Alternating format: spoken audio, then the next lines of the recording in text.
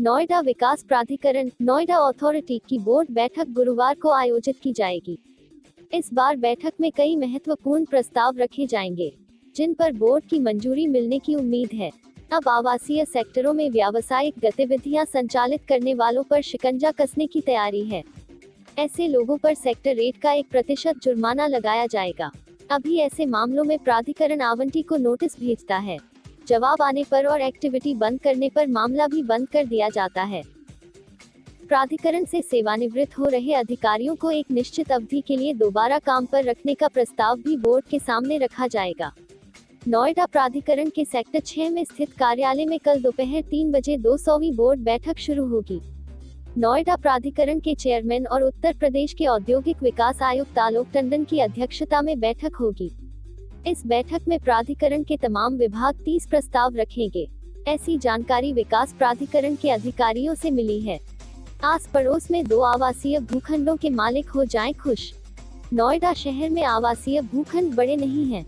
बड़ी संख्या में लोगों ने बड़ा घर बनाने के लिए आस पड़ोस में 2 या 3 प्लॉट खरीद रखे हैं, लेकिन अभी तक एक साथ 2 या इससे अधिक भूखंड को जोड़कर घर बनाने की अनुमति नहीं है। अब आवासीय भूखंडों में अगर बराबर वाला भूखंड खाली है या मालिक उसको बेचना चाहता है तो आवेदक 2 भूखंडों को मिलाकर एक साथ बड़े भूखंड पर निर्माण कर सकता है। उसका नक्शा पास करके निर्माण की अनुमति दी जाएगी। सम्मेलन नीति को मंजूरी दी जाएगी। रिटायर अफसर और कर्मचारी दोबारा काम पर रखे जा सकेंगे। प्राधिकरण से हर साल बड़ी संख्या में अफसर सेवानिवृत्त हो रहे हैं। इसकी वजह से कामकाज पर असर पड़ रहा है। ऐसे में सेवानिवृत्त कर्मियों को एक निश्चित अवधि के लिए दोबारा काम पर रखने का प्रस्ताव रखा जाएगा।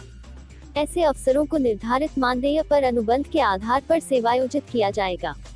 पिछले 2 साल में करीब 150 अधिकारी और कर्मचारी प्राधिकरण से सेवानिवृत्त हो चुके हैं।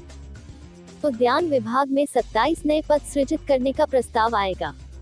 उद्यान विभाग के अंतर्गत शहर में चल रहे कामकाज की निगरानी के लिए असिस्टेंट मैनेजर के रूप में नए 27 पद सृजित करने का प्रस्ताव रखा जाएगा। अधिकारियों का कहना है कि अगर इनकी मंजूरी मिलती है तो आने वाले समय में बड़े पार्कों की निगरानी और बेहतर कामकाज किया जा सकेगा। ग्रेटर नोएडा और यमुना प्राधिकरण को दिए कर्ज की समीक्षा होगी। विकास प्राधिकरण के अधिकारियों ने बताया कि नोएडा प्राधिकरण ने तमाम विभागों और संस्थाओं को कर्ज दे रखा है। कल की बोर्ड बैठक में इन कर्जों की समीक्षा की जाएगी। ग्रेटर नोएडा प्राधिकरण पर 4,600 करोड़ रुपए और यमुना प्राधिकरण पर 1,795 करोड़ रुपए बकाया हैं। पिछले दिनों नोएडा ने इन दोनों प्राधिकरण को कर्ज के बदले जमीन देने का प्रस्ताव दिया था। ग्रेटर नोएडा और यमुना प्राधिकरण ने प्रस्ताव पर मंजूरी नहीं दी। दूसरी ओर नोएडा को पैसे की जरूरत है। चारों स्पोर्ट्स सिटी का काम आगे बढ़ाने का प्रस्ताव लाया जाएगा। शहर के सेक्टर -78, 79, 150 और 152 में 4 जगह कई साल से स्पोर्ट्स सिटी प्रस्तावित हैं। स्पोर्ट्स सिटी तो बनी, लेकिन इन जगह व्यावसायिक और आवासीय कामकाज शुरू हो गए। खेल गतिविधियां अब तक शुरू नहीं की गई हैं। ऐसे में अब स्पोर्ट्स सिटी को आगे बढ़ाते हुए खेल सुविधाएं विकसित करने के लिए प्राधिकरण प्रस्ताव लाएगा।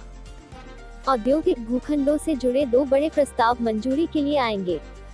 औद्योगिक भूखंड आवंटित होने के बाद निर्माण की तय 5 साल समय सीमा में अगर नक्शा पास होकर मौके पर निर्माण शुरू हो गया तो आवंटन निरस्त नहीं किया जाएगा।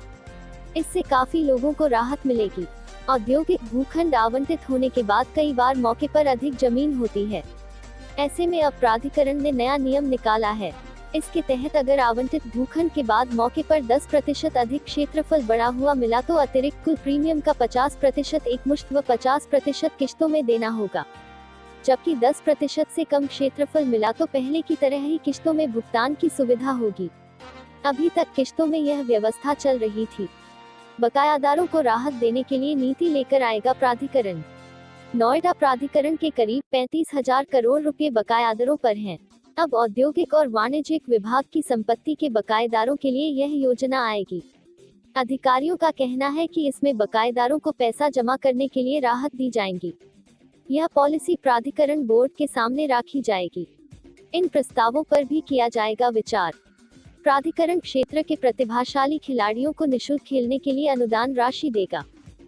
शहर में 10,996 और LED लगाई जाएंगी। संस्थागत क्षेत्र में आवंटित शैक्षणिक परिसंपत्तियों में संपूर्ण परियोजना परिवर्तन की अनुमति मिल सकेगी।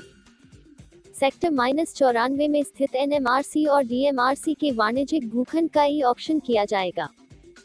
सेक्टर 25A और 32 में वेब ग्रुप ने जमीन का बड़ा हिस्सा सरेंडर किया है।